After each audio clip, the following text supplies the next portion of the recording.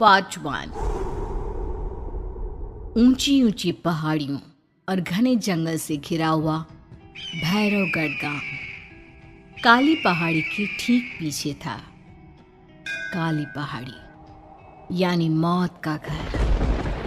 भैरवगढ़ गांव तक पहुंचने का रास्ता बेहद दुर्गम था। लगभग 24 घंटे घने तूफान और तेज हवाओं की वजह से वहां के वीराने माहौल की कहानियां लोगों के दिलों को दहला देती थी। ऐसे बहुत कम लोग थे जो भैरवगढ़ गांव तक जाने की हिम्मत करते थे। लोगों का कहना था कि इस गांव के आसपास बुरी आत्माओं का साया मंडराता है। गांव के रहने वाले लोगों ने वैसे तो अपनी आंखों से किसी बुरी आत्मा या साये को नहीं देखा था, लेकिन गांव का बच्चा बच्चा इस बात को महसूस कर सकता था कि गांव के ऊपर कोई तो खौफनाक साया मंडरा रहा है। और उसकी वजह ये थी कि उस गांव में जैसे ही कोई लड़का 18 साल का होता, उसके 18वें जन्मदिन की रात ठीक 12 बजे अकस्मात उसकी मौत हो जाती। हर बार ये मौतें बड़े ही रहस्यमयी ढंग से होती और इस बार सरपंच सुमेर के बेटे को 18 साल होने में अब बस 15 दिन बाकी थे। अजी सुनते हैं, हमारा बेटा भी कुछ दिन बाद 18 साल का हो जाएगा। कहीं वो डायन उसे भी खा गई तो? कैसी बातें कर रही हो? जब वो इस गांव में ही नहीं है तो कोई भी डायन या बुरा साया उसका कैसे कुछ बिगाड़ सकता है? उसे कुछ नहीं होगा।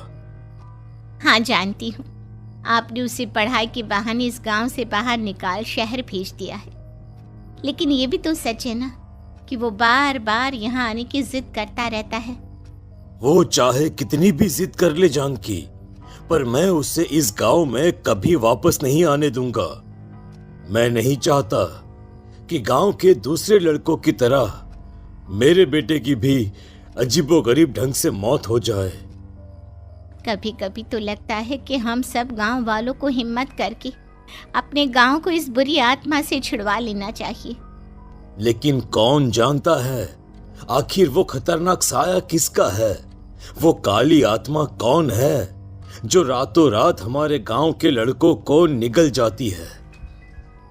सुमेर और जानकी जब ये सारी बातें कर रहे थे तब रात के लगभग 10 बज चुके थे और हर रात की तरह भैरवगढ़ गांव एक भयानक काले तूफान के आगोश में था।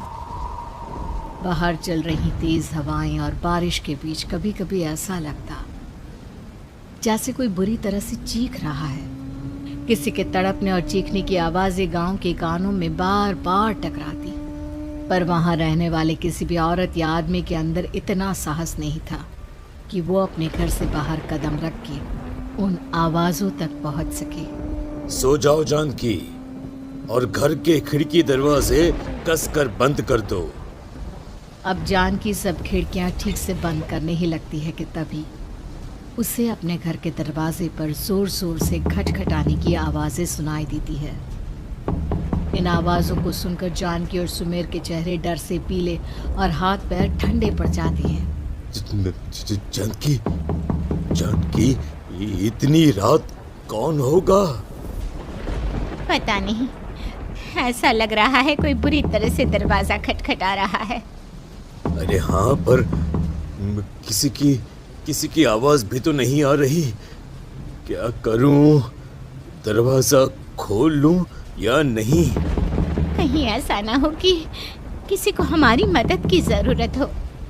लड़खड़ाते कदमों से सुमेर दरवाजे के करीब जाता है और अपने कान को दरवाजे पर रख धीरे से आवाज देते हुए पूछता है, कौन? कौन है? कौन है वहां?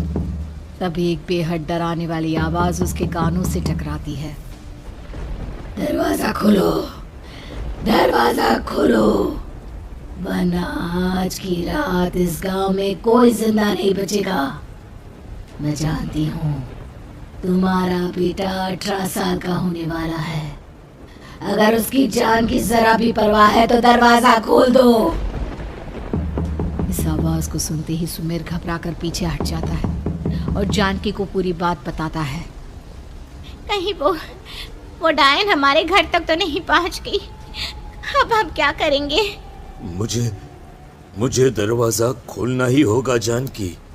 मेरे पास अब कोई रास्ता नहीं है। इतना कहकर सुमेर डर से अपनी दोनों आंखें कसकर बंद करता है और कांपते हाथों के साथ झटके से दरवाजा खोल देता है। तभी किसी के जोर से हंसने की आवाज सुमेर और जानकी को सुनाई देती है। उस आवाज को सुन दोनों दरवाजे की तरफ देखते हैं और सामने अपने बेटे राहुल को खड़ा देख दंग रह जाते हैं। राहुल के हाथ में उसका मोबाइल होता है जिसमें से वो आवाज बज रही थी। ये क्या मजाक है? और तू यहाँ, तुझे मना किया था ना गांव में आने को, समझ में नहीं आता क्या? 18 साल का होने वाला है तू। माँ, आप लोग भी पता नहीं किन अंधविश्वास भरी बातों पर भरोसा करते हैं। क्या मैं अपने घर नहीं आ सकता? आप लोगों से नहीं मिल सकता?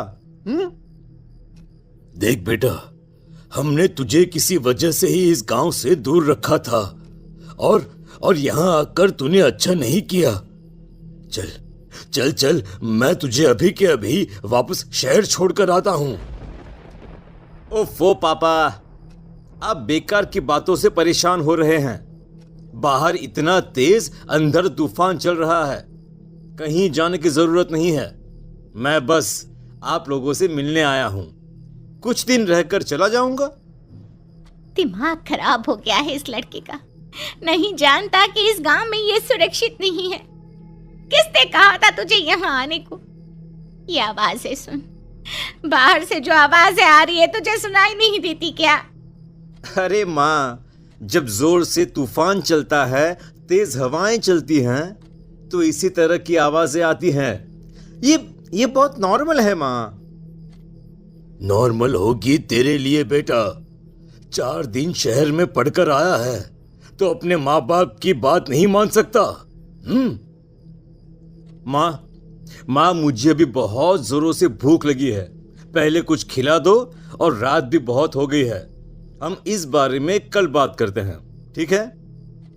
राहुल के वापस आ जाने से जानकी और सुमेर की आंखों की नींद उड़ गई थी। खाना खाने के बाद राहुल तो अपने बिस्तर पर जाकर सो गया, लेकिन जानकी और सुमेर पूरी रात उसके कमरे के बाहर पहरेदारी करते रहे।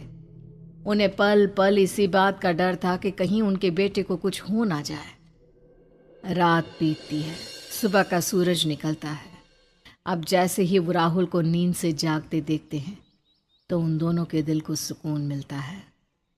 अरे माँ, पापा, आप अभी तक यहीं बैठे हैं? क्या पूरी रात सोए नहीं? जिनके जवान बेटी की जान को खतरा हो, उन माँ बाप को नींद नहीं आती बेटा। अब तो वापस शहर चला जा। देखो माँ, मैं किसी जरूरी काम से इस गांव में आया हूं, और वो काम पूरा होने के बाद मैं खुद यहां से चला जाऊंगा। काम? गांव में तेरा क्या काम है?